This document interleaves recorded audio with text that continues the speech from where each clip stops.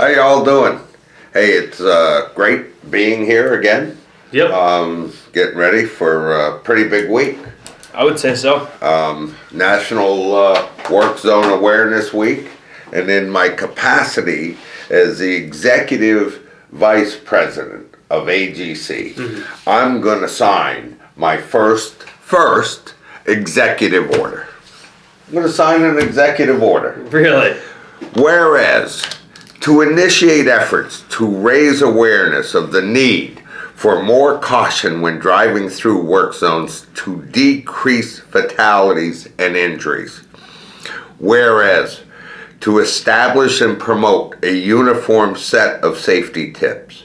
Whereas, the value of training and importance of best practices in regard to work zone safety would be promoted among individuals in the private sector, industry, and roadway workers. We need to reach out to both roadway workers, contractors to communicate possible effects of motorist behavior and response to traffic delays, and advise on what steps might possibly be taken to lessen negative behavior, and create outreach efforts which would be made to work with entities involved in work zone safety and form partnerships. On this day, April 17th, but it's really the 19th when they see them. On this day... It's the 18th today. It's the 18th. On this day, I affix my signature... Am I the witness? ...to this doc as an official... Everybody signs executive orders. As an official executive order here. And I'm the witness. And with that being said, it is National Work Zone Week this week. In Vermont. Across the country. Well, you don't have to sign this to declare it across the country. This is more of a Vermont-specific thing. It was already happening across the country. Yeah, but they needed our executive order. I don't think so. And here, Ben, I want you to keep for history the executive order pen. Okay. You never know. Does Sarah know that her desk in her office has been used for such an important decision? As the executive office? Yeah, I mean, this is a big deal. Okay. And you hang on to that pen in case we need to sign another executive. Everybody sign an executive order. How amazing is it that this is the AGC of America pen too? So basically, we've got AGC of America buy-in on us signing our executive order for Vermont. Yeah. Everybody their out there. Their legal team is shitting their pants right now. Everybody out there should understand the importance of this executive order, which I am just huge. Putting in place. First ever. First ever, but it's actually the 25th National Work Zone Week. But this is the first one you've signed on. It is the first one I've actually done, yes. First executive order I've ever signed. This is big. RJW Executive Order 0001. You left some room there for some I did. We can write some more. Yeah. Okay? But in that, we were discussing, because it is National Work Zone Safety Week and Awareness Week, right? Yes. And it actually originated down in North Carolina. They haven't called me yet, but if you guys in North Carolina, you want to give me a call, we're right here with a phone waiting. If anybody out there wants to call me to help sign an executive order this week, recognizing you might get some good calls on that. Workforce. National Work Zone Awareness Week this week. If you need someone to come in and sign an executive order or assist you in that executive order, please send us an email. Send Ben. He is my booking agent. Send Ben, B-E-N, at agcvt.org. I'll give you the payment information too. Okay. But along those lines, we have to create safer work zones. Definitely. And you have brought up numerous times to help get this executive order through, you've brought up what you consider to be the 10 strategies to minimize hazards in these roadway construction and make it safer for the workers in the work zone. I mean, part of what we do here at AGC is we try our hardest to make your job in the field easier, right? Yeah. And so these are the 10 things that Richard and I, so we've, especially this year, we've had. How are you including me? Because I signed the executive order. You're like my assistant. You hand me the executive order. Okay. I don't really look at it or anything supporting it. You just take the time to put that all together so that I can then sign that executive order. Okay, if I'm going to start a WorkZone, what's maybe the first thing I should put together? The traffic control plan. You answered that pretty quick. Well, that's because I know that. Yeah.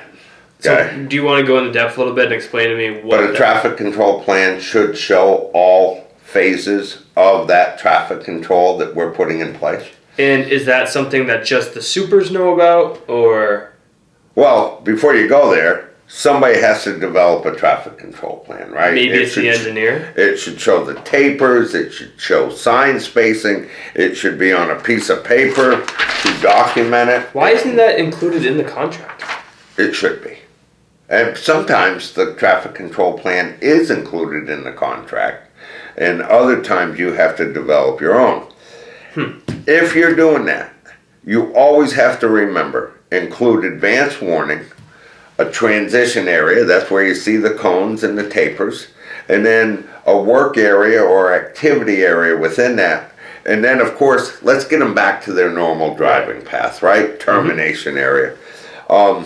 So, and that can be done, that doesn't have to be on a fancy form, right? I can just do that if I have like a field book or if I have a notepad, as long as it's signed off on and people are aware of it. As long as everybody understands it, which is another thing within it, we should always be looking at holding some sort of morning startup, toolbox talk, whatever you want to call that. Every time we set a work zone up, we should be looking at how do we make sure everybody within our work zone is aware of what we're doing. It's dangerous being out there. Right? That traffic control plan, and I mentioned it a minute ago, but that advanced warning area, you have to implement advanced control measures in order to ensure the safety of the workers out there. Implement some advanced traffic control measures. Like signs. If you put a flagger in the road, you better have at a minimum, you better have a flagger sign out there, right? That sign should always be within 500 feet of that flagger. Always.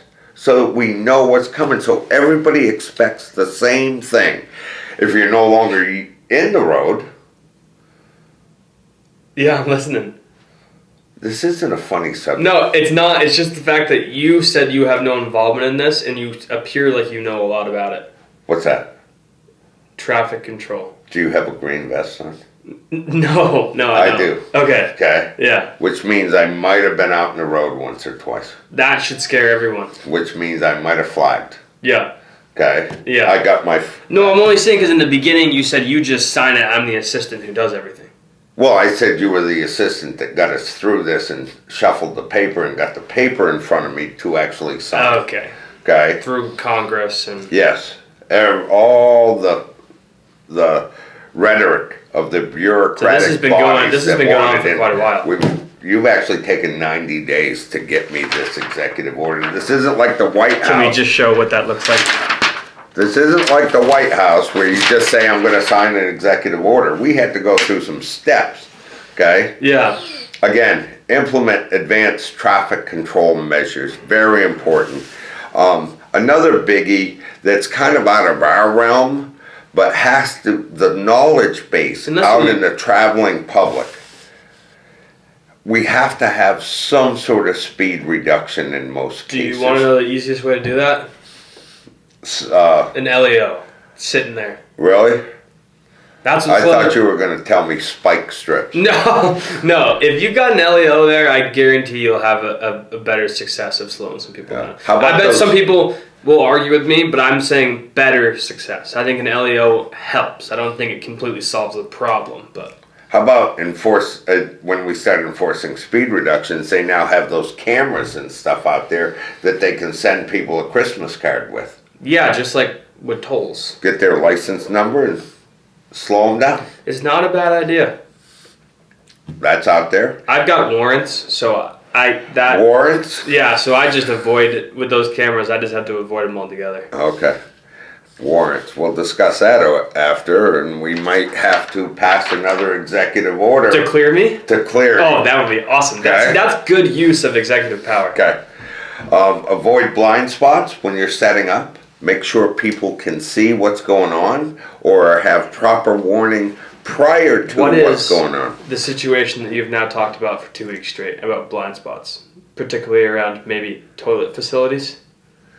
Yeah. I mean, you set a toilet up so the door opens out onto the road. WorkZone safety. The door opening into oncoming traffic. So traffic. You can't even see what's coming. You can't see what's coming. Another big blind spot. Yeah, right? and it's not just roadway. So you might want to hold it. You might want to hold it until such time there's no traffic coming, then run in and or get back just out. hand out diapers for all the crew. That's true. That you can fix that would be better for production too. You can fix it. Depends.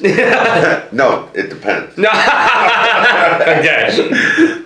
But you could fix that problem by simply pivoting that blue room and that's 90 not degrees, just for that's not just for road work. That would be any time we're putting a toilet facility in a site. Look at Even the if you've got traffic around it. Take work zones out of it. Anytime you put a porta potty on a job site, we should be paying attention to where it is and if there's loaders or whatnot moving by it. Other thing. Enhance worker visibility, which they can see the difference right here, right? I mean, you kind of just blend into the back. Me, I stand out. Of course I should because I signed the executive order. Yeah, sure. Okay? The background's white.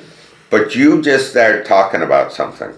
Worker visibility, huge. Class 2, Class 3 vests. They can hear you before they see you anyway, so. But you mentioned something else. Okay. You were talking about surroundings. Yeah. Traffic control. Internal traffic control. What's happening around you. You should always be aware of the work zone surroundings and what's going on out there. If you need spotters, if you need people to watch out for other folks, we should implement those things. Yeah, that just takes someone saying, hey, look, we need this. Nah, that takes too long. I don't feel like asking for that or setting that up. The other thing that's coming along strongly, I'm not sure I'm into this, but it is a good thing, is the automated flagger assistance devices. AFAS. AFAS? AFASD. Automated flagger assistance devices. Yeah. AFAS. Yep. Okay. You also, and those again have to be run by a flagger, but they're out of the traffic way and they're able to use their phone or they're able to use a tablet to make. That's what I like. Gets me the heck out of the way. The other one is you can get telemetrics. They can provide some insight into what's going around your piece of equipment, what's happening, where it's happening, and how it's happening. And then when we start to look at the rest of this, we look at, again, following and implementing the correct traffic control plan and making sure that we spread that message among our workers out in the field. That's important. And again, it's National Work Zone Awareness Week. For a reason. It's dangerous. Well, and it's the start of our construction season up here, right? Luckily, we've had a lot of safety days here, and we've gone over traffic control and work zones at length, so we are refreshed. But, I mean, it is not something to play around with. Okay. So. Or make jokes about and pretend to dress up like we're going to be out in the work zone. I signed an executive order. Show respect there. Yeah, okay. Yeah. I just heard somebody talking about passive and aggressive conversations. Yeah. I think you're being rather aggressive to me right now. I don't think my voice is even raised. It doesn't have to be raised to be aggressive. Yeah. It's inferred. So, well, it's inferred. That just is your opinion. Okay. We have a great week coming up. We're down south with a safety day. Kicking right off on Monday. Kicking right off on Monday. Then we got an IMSHA class, I think, in Rutland. Am I correct? On Tuesday. Yeah, I haven't been back there in a bit, so I gotta remember how to get there. And then we hit a couple OSHA 10s. Then some more safety days. And a couple safety days. It's a great time up here in Vermont. Again, if you have thoughts, input into what type of executive order we should probably put out there on the market, and we should probably get out on the streets, let us know. Send Ben an email. I'm putting one in right now for lunchtime. Okay. Ben at agcvt.org. Let him know. Again, next week, all week, let's start this construction season out correctly. Let's start strong. Let's start strong. Let's get the... Uh-oh. We're still going. That was a low battery. Yeah, low battery warning. We've got to. Did you hear the silence in the room? We thought that thing just ended. Shit. we got to tie this up quick. Again, I hope it's okay. Everything's well. You guys out there in AGC land, thank you all for following us and staying with us. You contractors across Vermont. God, this is great. Let's push it forward. Let's get those safe work zones out in place, and let's celebrate this executive order. This is a big deal. This is big. Thank you all for joining us. Ben. Richard, remember, we're here for you. 802-223-2374.